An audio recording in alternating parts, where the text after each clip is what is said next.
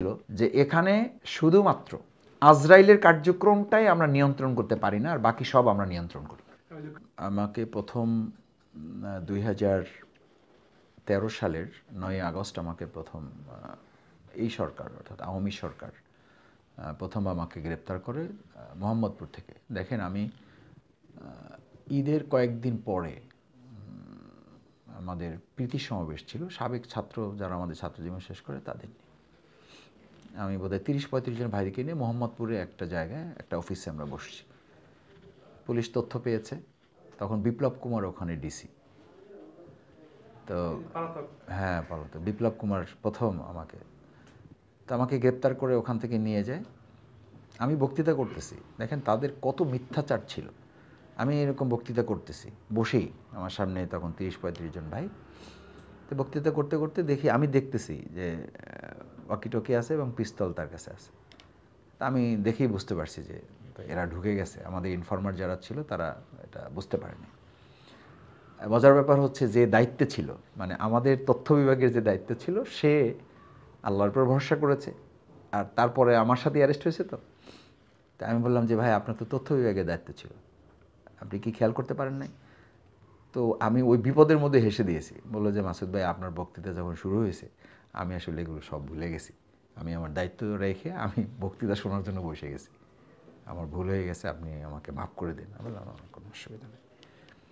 ওই পুলিশ যে অ্যারেস্ট করতে গেছে, যারা দেখেছে আমার বক্তৃতা চলতেছে, তারা মনে করছে এত লোক এখানে আছে, এটা বুঝতে পারেনি। এরা ওই যে ফাঁকে ফাঁকে গাড়ি ডেকে ফেলছে। প্রথমে গাড়ি একটা আসছিল, পরে নিচে নেমে দেখলাম তো প্রায় 10-12টা গাড়ি চলে আসছে। গাড়িটা কার কাজ করছে?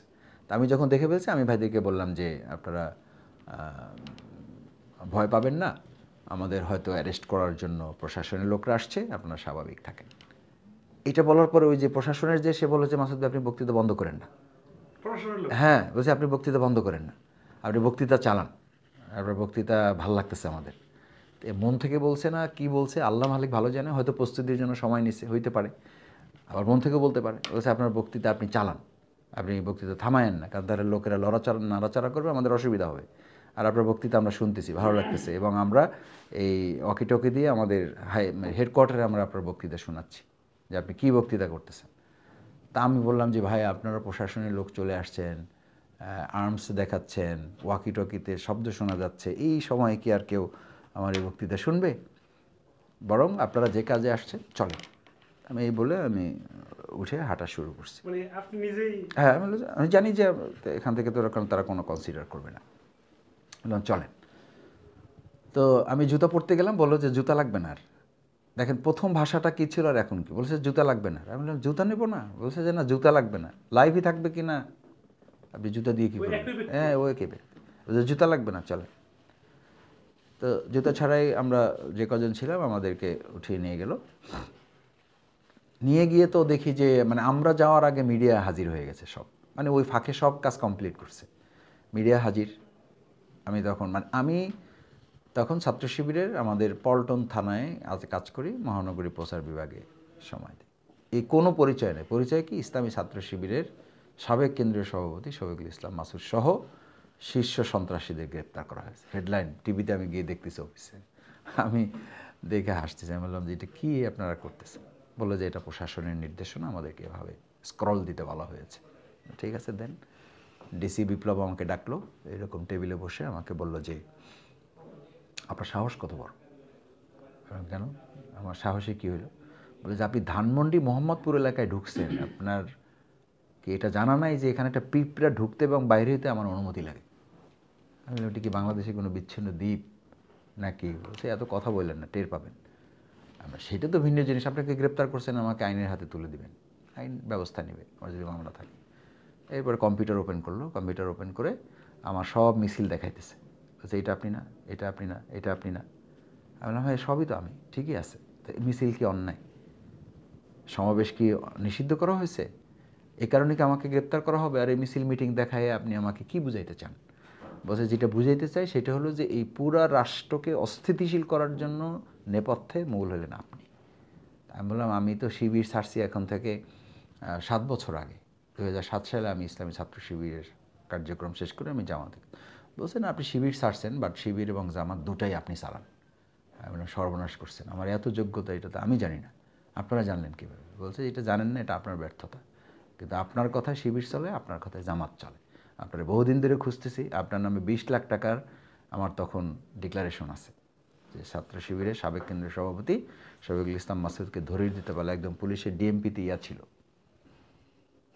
ঘোষণা ছিল আমাদের এরকম 20-25 জনের, তার মধ্যে নাম্বার 1 আমাকে। এটা হলো 28 অক্টোবর থেকে আমাকে টার্গেট, 2006 সালের।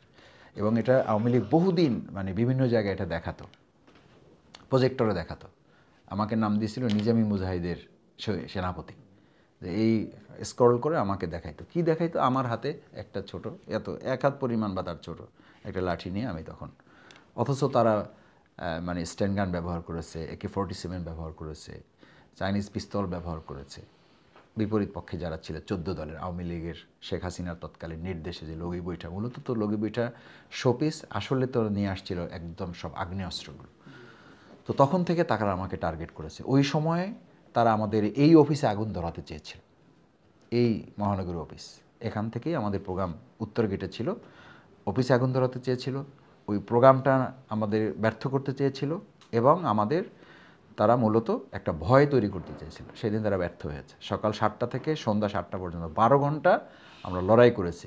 শেষ পর্যন্ত তৎকালীন বিডিআর এবং পুলিশ সহ এসে আমাদেরকে একটা আন্ডারস্ট্যান্ডিং করায় আমি বললাম যে একটা লোক তাদের ওখানে থাকা অবস্থা আমরা এখান থেকে যাব না।